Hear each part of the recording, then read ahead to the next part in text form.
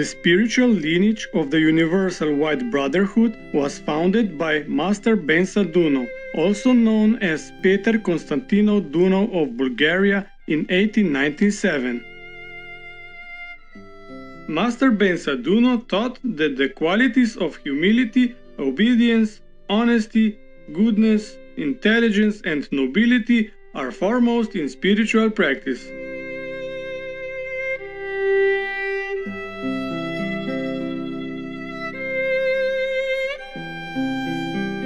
He explained that one should walk the path of love, wisdom, and truth. The Universal White Brotherhood believes that God is in everything, in the stones, the plants, the water, the air, the animals, and the light.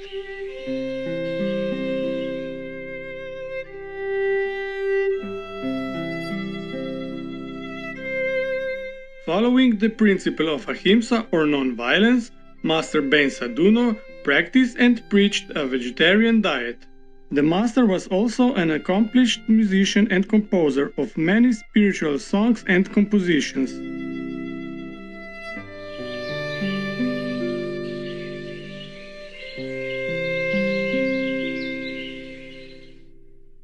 Today, we present to you the sacred teachings of the Universal White Brotherhood with an excerpt from Master Bensa Duno's lecture entitled For the Glory of God. The Master discusses the primordial manifestations of life coming from the flow of the Divine Spirit. For the Glory of God. In summary, I will discuss one basic thought, that is, what is the true manifestation of life?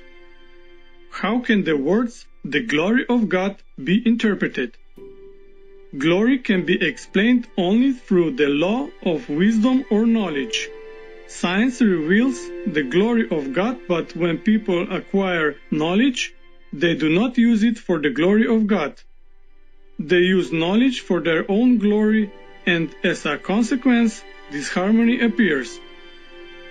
I examine people as separate units. For each unit, there are two possibilities in life, to take the right way or to make a swear from that way. So every soul as a separate unit has the possibility to expand and to contract. The esoteric science explains this phenomenon in several ways. The Western occultists explain it with the so-called thermal ether.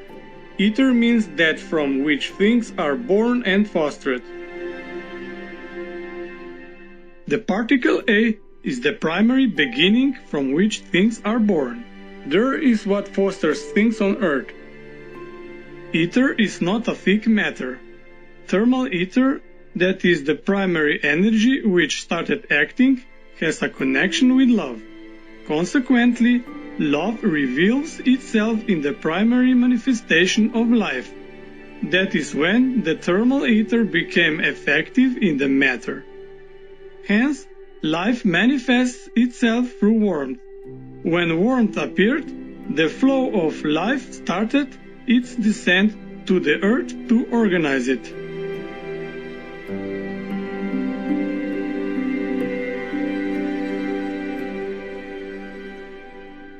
It is said in the Bible, "In the beginning God created the heavens and the earth." Genesis chapter 1, verses 1 to 3. This flow is the Divine Spirit, who comes down to organize things. At your present state of development, you have to understand the law of the thermal ether. It is a movement from the outside to the inside. When we say that we have to love other people, we get the idea of the thermal ether coming from the outside. People demand our love. Someone wants to love you and to be loved by you. Why? This is a kind of energy in nature that strives to manifest itself.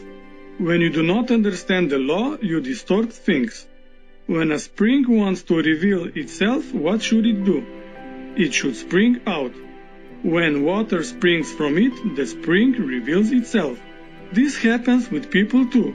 When an angel loves a person, you will see an emanation coming from this angel. What the angel emits is liquid, while your love is denser. When you love someone, you also emit something. If at this moment an angel returning from a long journey sees you, he will say, "I will rest at this spring." The angel will fill his cup with some of your water and will be able to determine correctly whether your spring is good or not. When people love each other in the physical world, there are purely physical displays among them. It is not like that in the invisible world.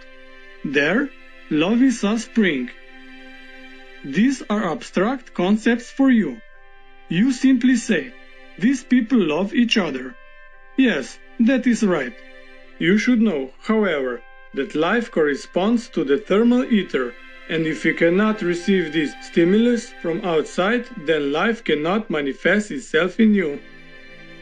Life, which comes from within, is a display of the thermal ether.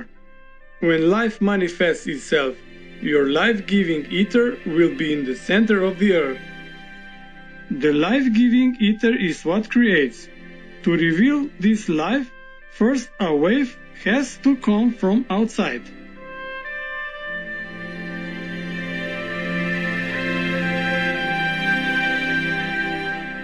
When I talk of the earth, you resemble it. That is why this thermal ether has to come to you by all means, as an external stimulus to arouse your heart to action. Sometimes you want to love. Thus, when you adopt one external stimulus within yourself, another impetus should spring out from the center of your heart for life to manifest itself. Consequently, everyone who wants to live will interact with the solid matter. Everyone who wants to love will interact with the solid matter. People who cannot work with the solid matter cannot live. In this respect, from the point of view of life, instances of suffering are stones through which you will build your future. After that, light, which is equally necessary to life, comes. It is also a flow that is called light ether.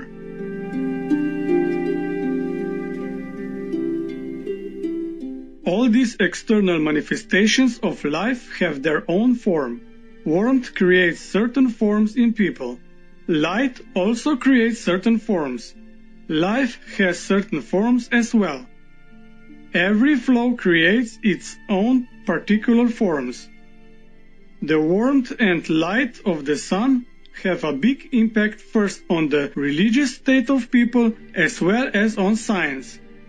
You shall strive to preserve this warmth and light within yourselves.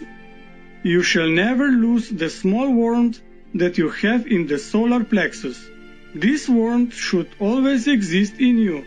It is necessary to you. If you have this warmth, you are invulnerable. No one can harm you. However, if you lose this warmth, the biggest misfortunes may come upon you, storms, catastrophes. They can destroy you entirely, so that nothing will remain from you. If you keep this warmth in you, light will eventually come. When light comes, it bestows knowledge on people. Thus, the light ether has an impact on the brain. The thermal ether has an impact on the heart. A number of chemical processes take place in the human heart directed from the inside to the outside. They determine in which way a person will manifest oneself. Do not be held back by the different manifestations of human life. The outside world may be held back, but not you. You should know that regardless of the way in which people manifest themselves, it is all for the glory of God. Your mistakes and omissions represent opportunities for the elevation of beings that are more advanced than you. When you make a certain error, these beings that are invisible for you will use this error for the formation of a great virtue. Everything in the world is created in such a way that these conscious beings will use every error of yours to create a new virtue. Now, be aware of saying, if everything is for good, let us make mistakes. No, that is not right. When you have unconsciously made a mistake or an omission, then I say that you should not be sorry for it. This mistake of yours will be used by another being for something good. You should know that as long as you are on earth, you will make mistakes. They are inevitable. However, mistakes should not be made on purpose.